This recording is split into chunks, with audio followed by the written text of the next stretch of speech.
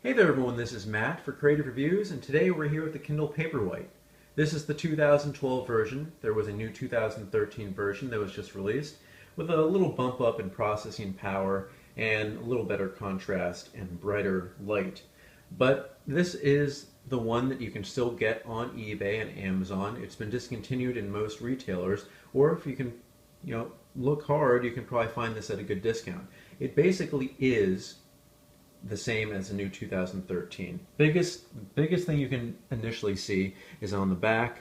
The 2012s say Kindle, the new ones say Amazon on it. I've been around the 2013. There's not much of a bump in processing speed, and you can still see this very, very well in direct sunlight.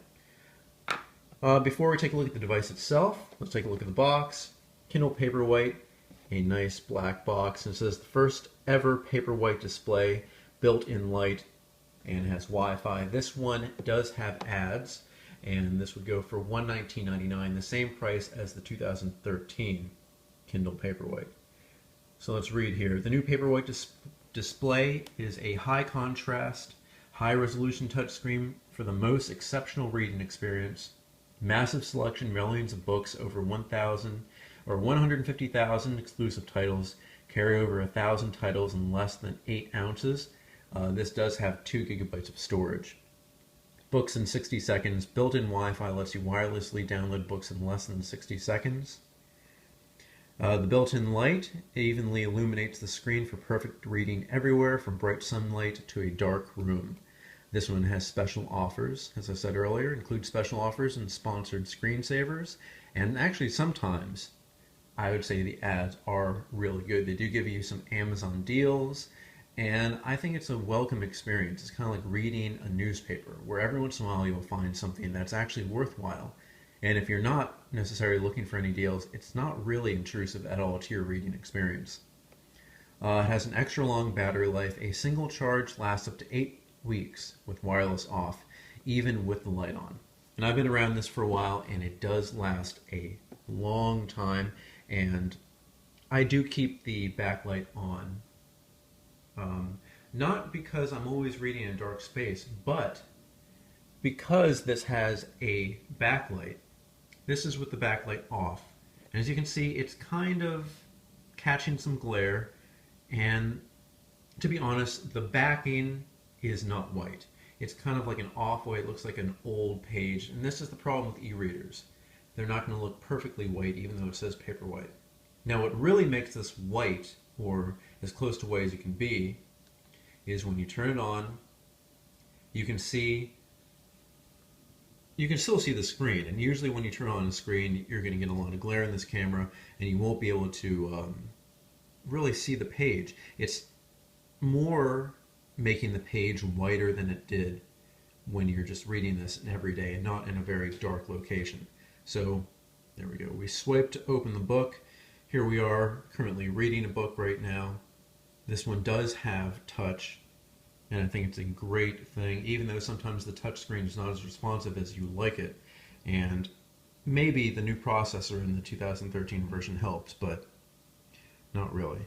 Here, let's try and catch some glare from the light. It still does catch glare, but with this backlight, you're not really seeing much. And honestly, when you look at this with your naked eye, not through a camera lens, you can still read it, even though it catches a lot more on this camera. So it's easy to load your books. You can either search for your items here, you can shop your items here, you can adjust your glow light here, off, on. You can see the difference, but it's pretty nice. It's pretty snappy. When I first tried to register this device, I was getting a lot of, I don't know, it wasn't letting me hit the keys on the keyboard properly. When I wanted to hit a D, it hit A, and it just was kind of messing up. It's getting better now. I'm not sure why, but maybe after the update, which it went through when I first got it and brought it into my Wi-Fi filled house, it finally just smartened up. But regardless, it is very snappy. You can open your book like so. This part of your screen is to go forward. This little part here is to go back, And if you hit this section up here, you'll be going to your menu. So menu, go back, go forward, and back. And it's really clear. I've been reading on this for a few days now, and I love it. It's a welcome difference from reading this on an iPad or a phone or anything, and it's a lot more convenient than reading a book with a light on, because I'd say sometimes the light either keeps me up or it just doesn't distribute properly on the book.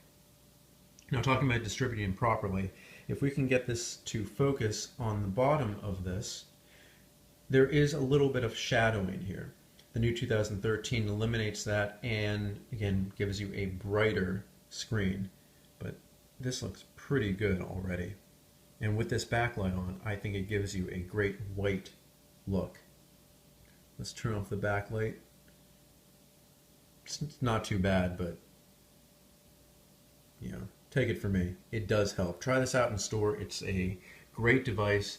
I think for $120 it does a great job. I've always loved the Kindles, and the entire Amazon ecosystem works on here.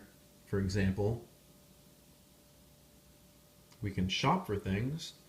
We can shop for books, newspapers, and magazines. And of course, it won't come in color, but you can still read everything that you really want. And you can get some select apps where you can play little games, but mostly you're not going to get the applications you would think of like on an iPad or an Android tablet.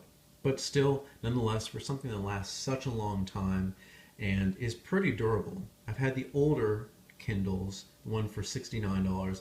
They're really durable, and this happens to be a little bit heavier, but also has that same kind of feel of durability that I come to expect. If you want my opinion on this, stick to the 2012 version if you can find it for a cheaper price. If you already have it, stick with it as well. The 2013 really doesn't bring enough to warrant paying another $120 just for this. At the minimum too, because it does go up in price if you want to get 3G and then if you want to remove ads on either of those. But a great device. This one, it feels a little bit heavier than the $69 Kindle, where the Kindle feels basically like a piece of plastic with nothing inside, and that's great if you want to read a book for a long time. The 2013 does reduce the weight by less than an ounce, but that kind of stuff you do notice when you do pick this up and read for maybe hours on end. But it's a great device. You can take this anywhere. If you love reading, this is the device to get because of the Amazon ecosystem. And I'd say it's in much better shape than the Nook, because currently the Nook is tied to Barnes & Noble. They are getting some help from Microsoft, but who knows how much longer that will last. So stick with this. They're going to be here for a long time. And even if you're looking for any other e-reader in general, stick to a Kindle. Check on eBay. You can probably find a used regular Kindle for $40. Great devices. I love them. I wholeheartedly recommend them. Alright, this has been Matt, and we've been taking a look at the 2012 Kindle Paperwhite from Amazon. This one has ads and has the backlight, and originally it went for $119.99. It currently has been discontinued at certain stores, but you can always find it online somewhere if you look hard enough. Alright, find us on Facebook, Twitter, Instagram, and Blogger. Let us know what you like and what you don't like, and I'll see you guys next time.